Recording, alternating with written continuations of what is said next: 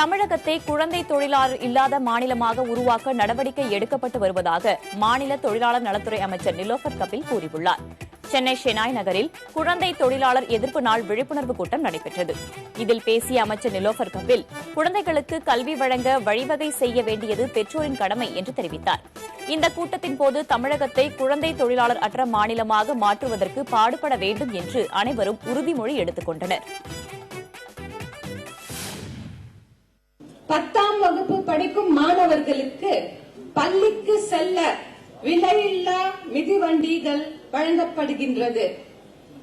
+2 வகுப்பு படிக்கும் மாணவர்களுக்கு விலையில்லா லேப்டாப் வழங்கப்பட்டு வருகின்றது.